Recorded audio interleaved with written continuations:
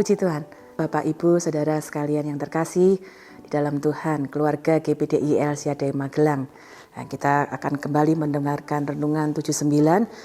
Pada minggu ini pembacaan kita sudah sampai pada kitab Daniel, dan hari ini kita akan belajar ada satu pesan yang penting dari Daniel pasal yang ke-7. Daniel memperoleh penglihatan dan ada penglihatan-penglihatan yang sangat istimewa yang dapat kita pelajari. Daniel 7 ayat yang ketiga menuliskan penglihatannya adalah ada 4 binatang besar naik dari dalam laut, yang satu berbeda dengan yang lain. Apa saja binatang itu kita akan lihat pada ayat-ayat berikutnya. Daniel 7 ayat yang keempat sampai ayat yang ke-7 akan saya bacakan. Yang pertama, rupanya seperti seekor singa dan mempunyai sayap burung Raja Wali. Aku terus melihatnya sampai sayapnya tercabut dan ia terangkat dari tanah dan ditegakkan pada 2 kaki seperti manusia, dan kepadanya diberikan hati manusia. Dan tampak ada seekor binatang yang lain, yang kedua, rupanya seperti beruang. Ia berdiri pada sisinya yang sebelah dan 3 tulang rusuk masih ada di dalam mulutnya di antara giginya. Dan demikianlah dikatakan kepadanya, ayo makanlah daging banyak-banyak. Kemudian aku melihat, tampak seekor binatang yang lain, rupanya seperti macan tutul. Ada 4 sayap burung pada punggungnya, lagi pula binatang itu berkepala 4, dan kepadanya diberikan kekuasaan. Kemudian aku melihat dalam penglihatan malam itu, tampak seekor binatang yang keempat, yang menakutkan dan mendahsyatkan, dan ia sangat kuat. Ia bergigi besar dari besi, ia melahap dan meremukkan, dan sisanya diinjak-injaknya dengan kakinya. Ia berbeda dengan segala binatang yang terdahulu, lagi pula ia bertanduk 10. Ya Bapak Ibu Saudara, penglihatan ini lain dari biasanya dan mungkin nampak sangat berbeda. Dan itu sebabnya kita dapat melihat Daniel pun merasa gelisah dengan apa yang dia lihat, ya, karena selain melihat binatang-binatang ini adalah hal-hal yang mungkin sulit untuk dapat dipahami. Sementara selesai dia mendapat penglihatan tentang binatang-binatang itu, Daniel juga mendapatkan penglihatan tentang tahta Allah. Itu dapat kita baca pada ayat 9 dan 10. Saya akan bacakan. Sementara aku terus melihat tahta-tahta diletakkan, lalu duduklah yang lanjut usianya. Pakaiannya putih seperti salju dan rambutnya bersih seperti bulu domba. Kursinya dari nyala api dengan roda-rodanya dari api yang berkobar-kobar. Suatu sungai api timbul dan mengalir dari hadapannya. 1000 kali beribu-ribu melayani dia, dan selaksa kali berlaksa-laksa berdiri di hadapannya. Lalu duduklah majelis pengadilan dan dibukalah kitab-kitab. Ya, Daniel melihat ada tahta Allah dan kemudian ada pengadilan yang sedang dilakukan di sana. Ayat 15 tercatat demikian dalam Daniel 7. Maka aku, Daniel, terharu karena hal itu, dan penglihatan-penglihatan yang kulihat itu menggelisahkan aku. Ayat 16, lalu kudekati salah seorang dari mereka yang berdiri di sana, dan kuminta penjelasan tentang semuanya itu. Maka berkatalah ia kepadaku, dan diberitahukannya lah kepadaku maknanya. Ya, Daniel yang begitu merindukan untuk dapat mengerti makna dari penglihatan itu, dan Tuhan membukakan kepada dia maknanya. Apa makna dari keempat binatang ini? Ayat 17 di Daniel 17 dijelaskan demikian. Binatang-binatang besar yang 4 ekor itu ialah 4 raja yang akan muncul dari dalam bumi. Bapak Ibu Saudara sekalian, sejarah dunia ini mencatat ada kerajaan-kerajaan yang besar yang muncul di dalam dunia ini. Dan itu sudah disebutkan di dalam Alkitab. Dan hari ini kita akan melihat mengapa kerajaan-kerajaan itu digambarkan sebagai binatang-binatang, bahkan dalam bentuk-bentuk yang mungkin cukup mengerikan. Ya, ada hal-hal yang dapat kita pelajari karena ternyata kerajaan-kerajaan yang ada dalam dunia ini memiliki karakter-karakter saling meruntuhkan, saling menghabisi satu dengan yang lain, saling berusaha mengalahkan satu dengan yang lain. Mengapa? Karena mereka tidak ingin kehilangan kekuasaannya. Mereka kemudian mengandalkan kekuatannya, mengandalkan kejayaannya, mengandalkan kuasanya supaya kerajaan ini dapat tetap kokoh, dan mereka melakukan apapun juga untuk dapat menghancurkan satu dengan yang lain. Itu sebabnya ada karakter-karakter seperti yang kita baca tadi. Bahkan dalam penglihatan tadi disebutkan akan ada satu kerajaan yang kemudian memiliki karakter jauh lebih mengerikan ya. Saya akan mengajak Bapak Ibu melihat di dalam Daniel pasal 7 ayat yang ke-23. Maka demikianlah katanya, binatang yang keempat itu ialah kerajaan yang keempat yang akan ada di bumi, yang akan berbeda dengan segala kerajaan dan akan menelan seluruh bumi, menginjak-injaknya dan meremukkannya.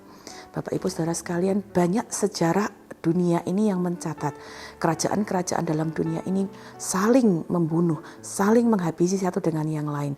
Tapi firman Allah menyatakan akan ada satu kerajaan kembali yang kemudian berbeda, dan mereka melakukan yang jauh lebih mengerikan dibanding yang sebelumnya. Ya, kenapa? Karena kerajaan yang akan datang ini adalah kerajaan di mana penguasanya begitu meninggikan dirinya sendiri, bahkan berusaha menentang Allah. Ayat 25 dari Daniel 7 mencatat demikian. Ia akan mengucapkan perkataan yang menentang yang maha tinggi dan akan menganiaya orang-orang kudus milik yang maha tinggi. Ia berusaha untuk mengubah waktu dan hukum, dan mereka akan diserahkan ke dalam tangannya selama 1 masa dan 2 masa dan setengah masa. Apa yang dilihat Daniel adalah satu penglihatan yang kemudian juga menjadi hal yang perlu kita perhatikan, karena penglihatan pada Daniel ini adalah sesuatu yang menjadi peringatan bagi orang-orang yang hidup pada masa Daniel, tapi juga pada kita yang hidup di akhir zaman ini. Akan ada kerajaan di mana penguasanya adalah orang yang kemudian begitu mengandalkan kekuatannya, begitu mengandalkan kuasanya. Bahkan tadi kita sudah baca, dia berusaha untuk menentang Allah, menentang keberadaan Allah, dan menganiaya orang-orang percaya. Ya, firman Allah sudah mengatakan kita sebagai orang-orang percaya, orang-orang yang hidup di dalam Tuhan, di dalam dunia ini kita akan menghadapi banyak hal, banyak perjuangan, banyak bahkan ada penderitaan, ada penganiayaan, karena kerajaan-kerajaan dalam dunia ini pun ingin melakukan banyak hal untuk mengokohkan kerajaannya. Tetapi kita belajar dari apa yang dilihat oleh Daniel. Ada 4 binatang, tapi kemudian ada tahta Allah, di mana ada anak manusia yang menjadi pemerintah di atasnya. Kita akan membaca meskipun kerajaan-kerajaan dalam dunia ini berusaha berdiri, bahkan melakukan banyak hal untuk menentang Allah, bahkan menindas, menganiaya orang-orang percaya, tetapi Allah tidak membiarkan. Allah akan ada waktunya, Allah bangkit dan mengokohkan kerajaannya. Itu sebabnya seperti penglihatan tadi yang sudah dilihat oleh Daniel, saya bacakan ayat 13. Aku terus melihat dalam penglihatan malam itu, tampak datang dengan awan-awan dari langit seorang seperti anak manusia. Datanglah ia kepada yang lanjut usianya itu, dan ia dibawa ke hadapannya. Lalu diberikan kepadanya kekuasaan dan kemuliaan dan kekuasaan sebagai raja. Maka orang-orang dari segala bangsa, suku bangsa, dan bahasa mengabdi kepadanya. Kekuasaannya ialah kekuasaan yang kekal dan tidak akan lenyap, dan kerajaannya ialah kerajaan yang tidak akan musnah. Ayat 27 dalam Daniel pasal 27 berkata demikian. Maka pemerintahan, kekuasaan, dan kebesaran dari kerajaan-kerajaan di bawah semesta langit akan diberikan kepada orang-orang kudus, umat yang maha tinggi. Pemerintahan mereka adalah pemerintahan yang kekal, dan segala kekuasaan akan mengabdi dan patuh kepada mereka. Bapak Ibu Saudara, kerajaan dalam dunia ini hanya sementara. Mereka tidak dapat mengokohkan kerajaannya selama-lamanya. Dan meskipun kerajaan dalam dunia ini melakukan hal-hal yang menentang Allah, bahkan menindas umat Allah, tapi yakinlah bahwa ada waktunya, ada kerajaan yang tidak tergoncangkan, kerajaan yang akan kekal selama-lamanya, dan itulah kerajaan Allah. Kita sebagai umat-umat percaya, kita menerima dengan iman janji akan ada dalam kerajaan surga bersama dengan Bapa.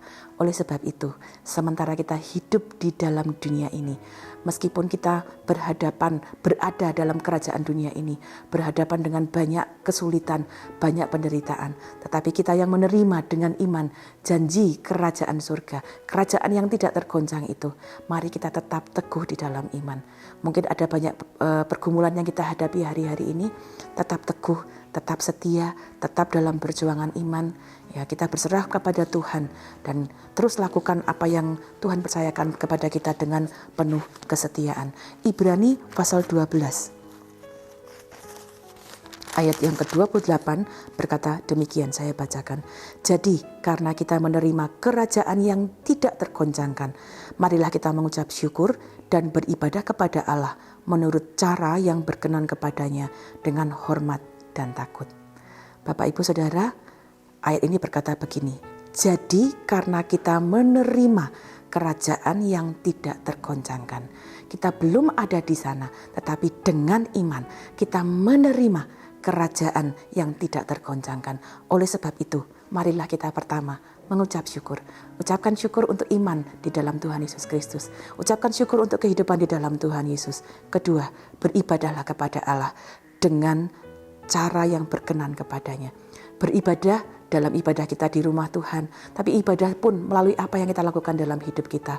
Ketika engkau berkeluarga, bekerja, berusaha, lakukan semua dengan cara yang berkenan kepada Tuhan. Firman Allah berkata dengan hormat dan takut. Kenapa? Karena kita tahu kita menerima kerajaan yang tidak tergoncangkan. Dan karena itu kita lakukan segala sesuatu dalam hidup kita. Karena kita menghormati Raja di atas segala Raja, Tuhan Yesus Kristus namanya. Dia adalah pemilik kerajaan yang tak tergoncangkan. Tetap setia dalam iman, hidup dalam kebenaran sampai kita berada bersama-sama dengan Dia di dalam kerajaan yang tidak tergoncangkan. Tuhan Yesus memberkati. Biarlah firman Tuhan hari ini menjadi kekuatan bagi kita semua. Mari kita berdoa bersama-sama. Bapa dalam surga, kami mengucap syukur. Dari firman-Mu kami dapat belajar. Ada banyak hal-hal yang terjadi dalam dunia ini. Ada banyak kerajaan, pemerintahan dalam dunia ini yang kami harus hadapi. Tetapi kami percaya Tuhan, dengan iman kami menerima kerajaan yang tidak tergoncangkan. Dengan iman kami menerima keselamatan di dalam Engkau. Tolong kami untuk terus hidup dalam rasa syukur. Tolong kami hidup dengan cara yang berkenan kepadamu. Tolong kami hidup dengan hormat dan takut kepada Tuhan. Karena kami tahu, kami menyembah, kami memuji, kami ingin menyenangkan Raja di atas segala Raja. Terus tolong kami hidup di dalam kebenaran, kesetiaan dalam iman, sampai kami ada bersama-sama dengan Engkau di dalam kerajaan yang tidak tergoncangkan, yaitu kerajaan surga yang kekal. Dan kami dapat menikmati kekuatan damai sejahtera di dalam Engkau. Kami bersyukur untuk firman-Mu dan mengakhiri doa kami di dalam nama Tuhan Yesus Kristus. Haleluya. Amin.